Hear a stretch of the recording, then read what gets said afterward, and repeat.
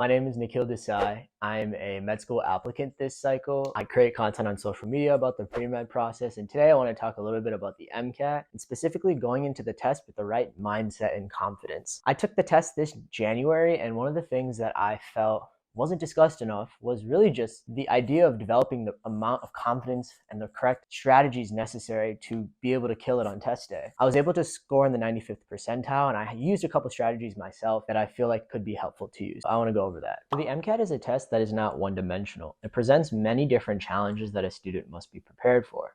First of all, content review. The test assesses your understanding of a variety of different concepts. And what that does is it challenges your preparation ability. You have to understand the Krebs cycle and amino acids and biochemistry, all while learning about psychology and sociology and being able to apply that to real life situations. Or let's not even get into cars, right? Understanding content is a challenge. But I would argue even more important than that is knowing how to take the exam and understanding how to read the passages correctly and understand how they ask different types of questions and process of elimination and becoming a master of taking the test. When you combine those two things, the MCAT's not only testing your scientific ability, but it's also testing your ability to comprehend, and together that becomes a challenge. But let's say you're proficient at the understanding and content and you also know how to take this test. There's another variable that is as important in my opinion, and that's having the confidence and mindset necessary to apply your abilities on test day. I know a lot of people who did a lot of great preparation and got great scores on practice exams, but they didn't mentally prepare for the nervousness that is associated with taking the exam and the stakes of the exam. And on test day, it became a lot more difficult to execute what they were doing during practice.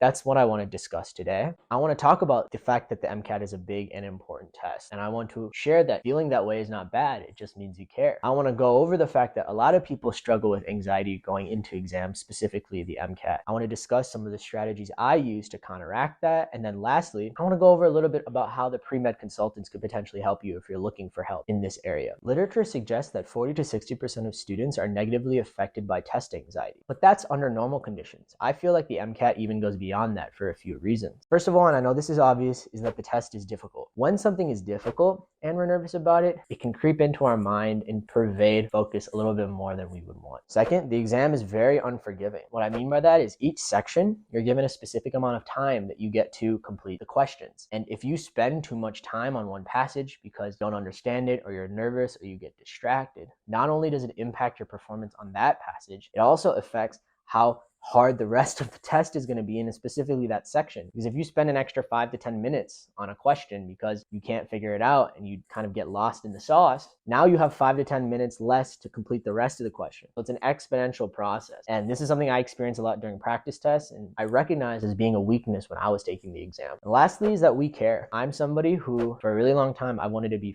a physician. And when I learned about the MCAT, I knew it was a hurdle I would have to jump. And I know a lot of other people are in that position. When we care about things, oftentimes we put a little bit more pressure on ourselves to do well and be successful. And I think that's definitely true with the MCAT. So I know I've talked a lot about how it's difficult, but what are some strategies we can use to sort of counteract some of these difficulties so that on test day we feel prepared and confident? First of all, we need to have a plan for each section that we want to execute on test day. What do I mean by that? The idea is that when we're taking the exam on test day, we're only there to execute a plan that we've practiced over and over again with our practice questions and practice exams. An analogy I like to use is sports. When LeBron James is shooting a jump shot in the NBA Finals, is he thinking about his mechanics and how his feet look? No, that's all stuff he's prepared for ahead of time during the countless hours and shots he's taken in the gym. On the actual game day, he's just shooting. He's following his intuition. He's reacting to the defender in front of him. And similarly, the MCAT, I feel, is a performance. So on test day, we shouldn't be thinking about whether we know this or know that. We should really just be executing the plan and trusting the practice we've put in. So to do that, I found that having a checklist of things we want to accomplish for each section can be a good way of maintaining focus on the task at hand, the problem at hand, the passage at hand. So now what I want to do is sort of go through the strategies I use for Chem Phys and the checklist I use as sort of my structure. And the reason I share this with you is not so that you necessarily use the exact same thing. It's more so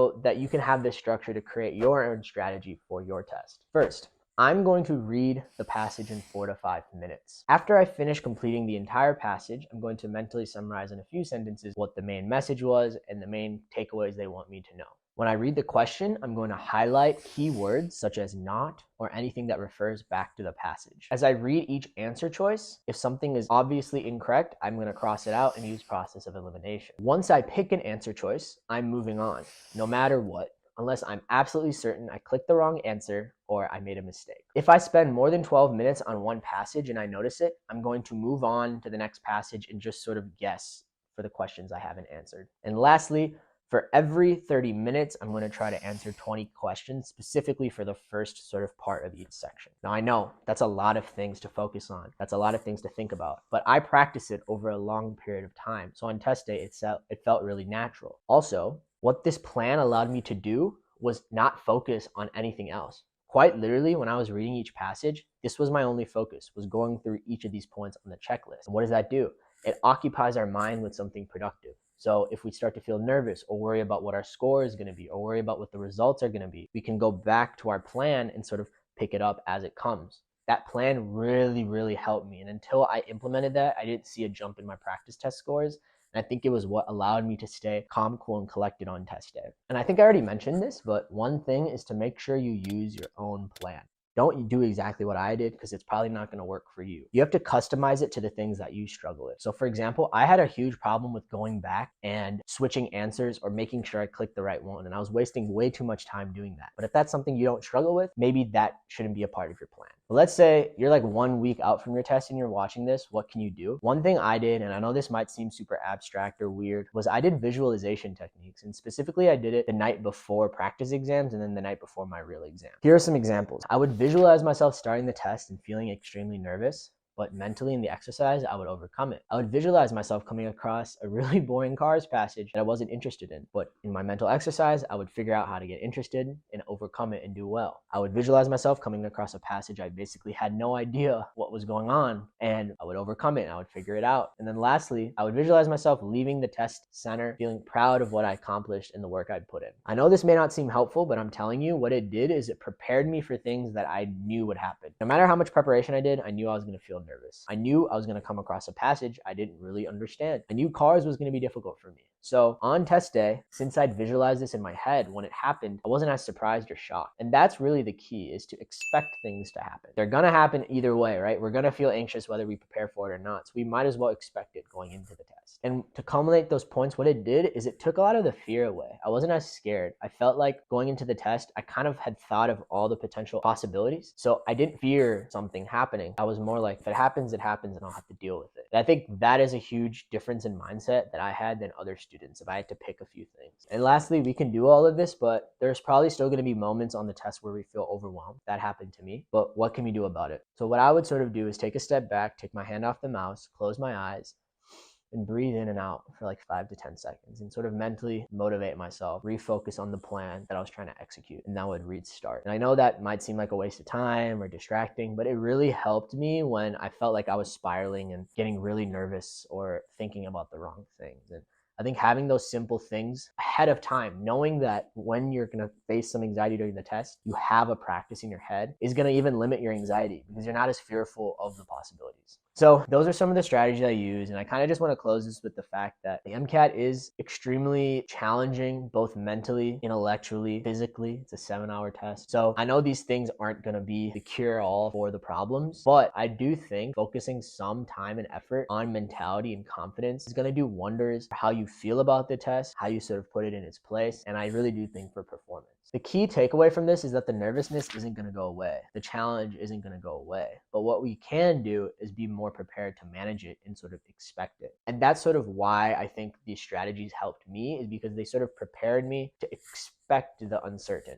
Lastly, this can be really difficult to do on your own. So if you feel like you need help with this, TPC, Pre-Med Consultants, has coaching, and in those services, they can provide you help with developing confidence. So if you feel like you want a professional or somebody else to sort of guide you along and help you figure out these strategies, you can learn all about that in the description. The other thing is we're just starting these YouTube videos out, so I would really appreciate any feedback you have, positive or negative, as well as any ideas that you would like me to discuss in relation to pre-med sort of topics, the MCAT, or anything else. But thank you guys so much for watching, and I'll see you next week.